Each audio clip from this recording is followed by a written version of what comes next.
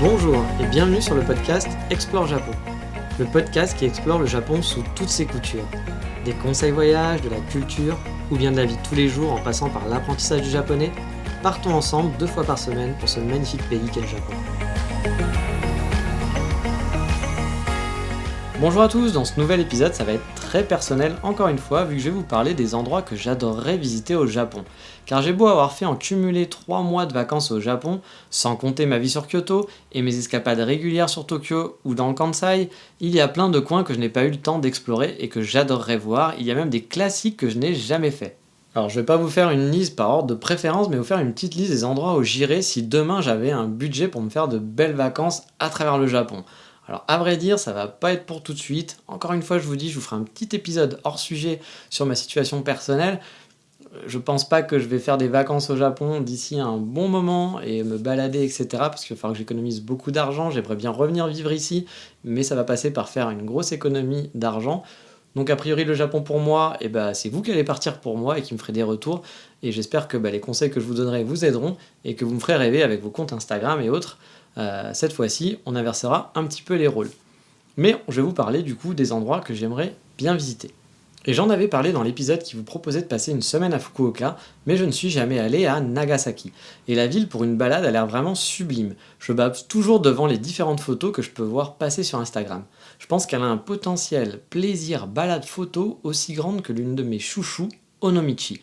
Il y a l'air d'avoir des vues à couper le souffle et des ruelles qui partent dans tous les sens, comme je les aime. Bref, c'est vraiment une de mes top priorités au Japon.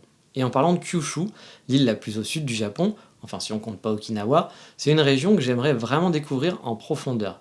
Il y a énormément de coins que j'aimerais visiter là-bas, que ce soit la ville de Kumamoto, célèbre pour sa mascotte, vraiment populaire au Japon et en dehors même, la ville de Saga et son festival de montgolfière que j'espère voir un jour, car ça a l'air vraiment magique, ou bien faire les classiques Beppu et ses sources d'eau chaude diaboliques, ou bien même mon rêve Kurokawa Onsen accompagné de ma petite copine japonaise. Mais il va falloir que je règle le problème de la petite copine avant que je n'ai pas. Parce que voilà, si je pars tout seul, c'est une ville de onsen et je pense que c'est. Alors vous pouvez le faire tout seul, mais je pense que c'est plus romantique d'y aller avec sa petite amie et passer une petite journée là-bas. À vrai dire, même Kurokawa Onsen, je l'avais toujours mis dans mes programmes de voyage. Mais au final, je l'ai toujours annulé à la dernière minute, car faut le dire, c'est un petit peu chiant pour y aller. Et comme je me disais que c'était un truc à faire à deux plutôt que tout seul. Toujours en Kyushu et pas si loin, j'aimerais visiter Yufu, une toute petite ville qui a l'air vraiment trop mignonne, là aussi avec des onsen, et sur le trajet passer par le mont Aso qui est un volcan encore en activité. Il y a aussi la préfecture de Miyazaki qui a l'air vraiment chouette. Enfin franchement, il y a des tonnes d'endroits que j'aimerais visiter en Kyushu si je pouvais. Y rester quelques semaines, j'hésiterais pas une minute à explorer la région, mais je pense que c'est mieux si on a une voiture.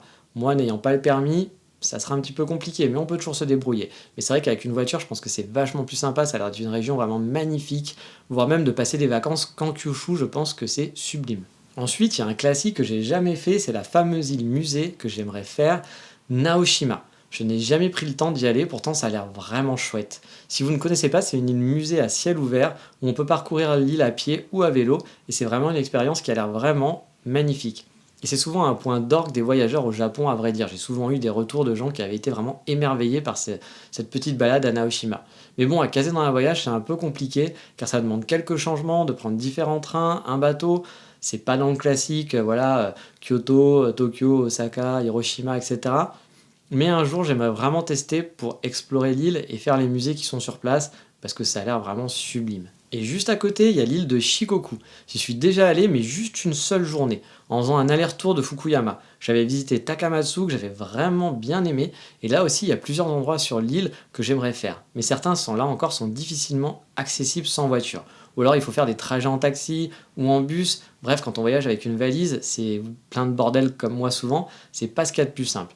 Il y a des gorges qui ont l'air sublimes et des endroits un peu perdus, sans parler de l'autre endroit le plus connu de l'île qui est Matsuyama, connu principalement pour son Dongo Onsen, établissement impressionnant qui est un des plus vieux onsen du Japon. Matsuyama a l'avantage d'être assez facilement accessible via Hiroshima par contre. Et là justement en parlant d'Hiroshima, si on revient par là, il y a aussi un classique de l'autre côté des terres que je n'ai jamais fait. Alors, en fait, c'est pas vraiment Hiroshima, c'est un peu à l'opposé, mais c'est justement de l'autre côté des terres. C'est le combo Totori et Matsue. Tottori est connu pour ses dunes de sable et on a l'impression d'être en plein désert, et Matsue pour son château et son joli lac. Là aussi, je les ai souvent casés dans mes plans voyage quand j'élaborais mon planning, mais à chaque fois, finalement, je les retirais du parcours, car ça faisait faire un petit détour, c'était un petit peu compliqué dans le trajet, je perdais du temps, et voilà, il y a tellement de choses à voir qu'il faut faire des choix, et à chaque fois, j'avoue, je les ai supprimés. Mais à chaque fois, c'était vraiment à contre-cœur parce que j'aimerais beaucoup découvrir cette région qui a l'air fort sympathique et qui n'est pas si compliquée que ça pour y aller en passant par la ville d'Okayama. C'est juste que ce n'est pas vraiment pratique, comme je le dis, à caser dans l'axe traditionnel des voyages habituels. Et s'il y a un endroit que j'ai vraiment jamais exploré du tout au Japon, c'est tout le nord à partir de Tokyo. C'est vraiment étrange, mais je ne suis jamais allé plus au nord de Tokyo. Et c'est quand même assez fou. Donc par exemple, le classique Nikko qu'on voit souvent dans les circuits, que sûrement certains d'entre vous ont fait obligatoirement en se disant c'est un classique à faire au Japon, eh bien je ne l'ai jamais fait. Toujours par choix, car hélas on ne peut pas toujours tout visiter, même en restant 2 mois, ou alors il faut rusher les principaux axes, mais c'est pas ma façon de me balader. Donc Nikko, forcément, c'est un coin que j'aimerais bien faire un jour, voilà, pour au moins visiter et voir à quoi ça ressemble. Et pour ceux qui en ont jamais entendu parler, c'est connu car c'est accessible en seulement 2 heures de Tokyo. C'est un petit coin avec des temples, une cascade, un grand espace pour des randonnées. Ça en fait un coin de verdure privilégié pour ceux qui n'auraient pas le temps d'aller à Kyoto par exemple, ou dans des coins un peu plus reculés. Et dans le nord, je dois avouer que je connais très mal les préfectures, c'est-à-dire que je connais même pas vraiment les choses à visiter. Je sais qu'il y a certaines régions qui ont l'air vraiment très sympas, mais je connais sans plus les spots. Parce que j'ai même pas cherché en fait à regarder ce qu'il y avait exactement, parce que quand on prépare un voyage, le temps n'est pas extensible où il faudrait se balader pendant 1 an, ou peut-être 6 mois, vraiment en mode balade Japon pour pouvoir tout faire. Et par exemple, tout au nord, il y a aussi Hokkaido, le grenier du Japon, là où il fait froid et où l'été est supportable.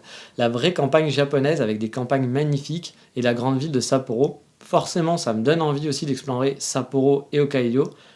Mais voilà, ça sera sûrement, je pense, un jour, si je fais un voyage, ça soit le choix d'aller dans le nord vers Sapporo, soit de faire de Kyushu pour un prochain voyage.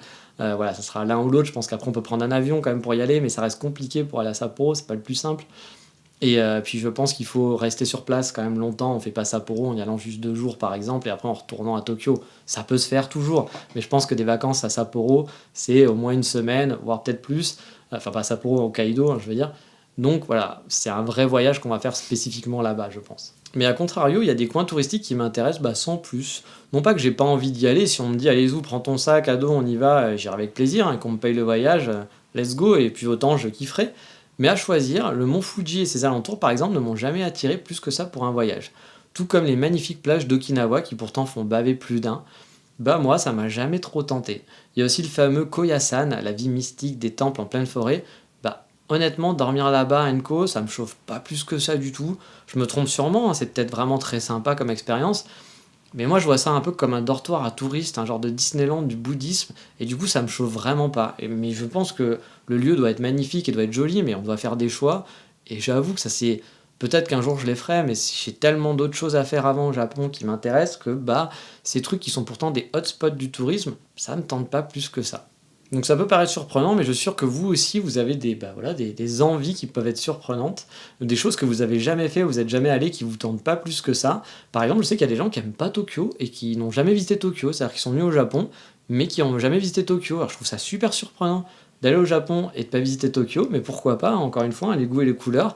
Mais voilà, je sais que ça arrive, donc si vous avez des petites anecdotes à ce sujet, n'hésitez pas à le partager sur le Facebook quand je posterai cette émission, sur le lien de l'émission pour échanger dessus. Ou alors me l'envoyer en message privé si vous voulez sur Instagram. Mais c'est vrai que c'est toujours, on a toujours des petits choix un petit peu bizarres comme ça, d'endroits qu'on aimerait aller qui sont pas très connus, ou alors d'endroits très connus où on n'a pas du tout envie spécialement d'aller mettre les pieds. Mais après, c'est toujours très difficile d'aller visiter des nouvelles choses parce que le Japon, il y a des endroits coup de cœur. Et par exemple, j'aimerais bien retourner à des vacances à Fukuoka. Pourtant, Fukuoka, j'ai dû faire, je sais pas, quasiment 2 semaines sur place, en cumulé. Mais j'aimerais bien retourner pour m'imprégner mieux de la ville. Et par exemple, moi, quand je vais au Japon, on parlait de Tokyo, j'adore retourner à Tokyo. Je peux pas venir au Japon sans me dire que je vais rester au moins 2 semaines à Tokyo. Faire 4 jours à Tokyo, même si j'ai déjà vu plein de choses, j'ai mes habitudes, il y a des endroits où j'aime bien retourner. Puis Tokyo est tellement vaste, il y a plein de trucs à visiter au niveau de la banlieue et tout. Moi, j'ai toujours envie de rester longtemps à Tokyo. Du coup, c'est difficile, il faut faire des choix. Et c'est ça qui est vraiment le plus dur quand on prépare un voyage au Japon, faire des choix. Parce que je pense qu'au final, il faut à peu près ouais, 6 mois ou 1 an pour vraiment connaître, voilà, connaître le Japon et même Tokyo. Si vous habitiez Tokyo, je pense qu'il vous faudrait 1 année pour pouvoir bien connaître les alentours, la banlieue, toutes les villes autour. Ça prendrait tellement de temps. Mais voilà, il faut faire des choix et c'est vraiment embêtant, mais c'est comme ça. Mais voilà, on en a fini pour le moment. Par contre, vous le savez, on va passer à quoi? Au coup de cœur du moment et on va parler voyage.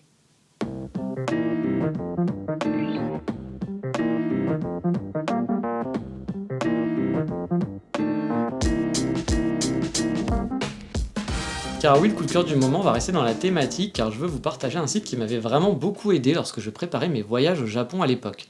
C'est pas le plus beau site de la galaxie, mais et en plus il est en anglais, donc pour ceux qui ont un peu de mal avec l'anglais, ça peut être un peu compliqué, mais je le trouvais très pratique pour repérer quoi faire dans une ville et les alentours, et avoir les principales informations du genre temps de trajet, les lignes à prendre, etc.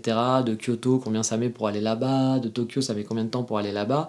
Il s'agit de japan-guide.com. Attention, pas Japon, mais Japan. De toute façon, j'ai mis le lien comme d'habitude sur Explore Japon pour que vous puissiez retrouver le site facilement.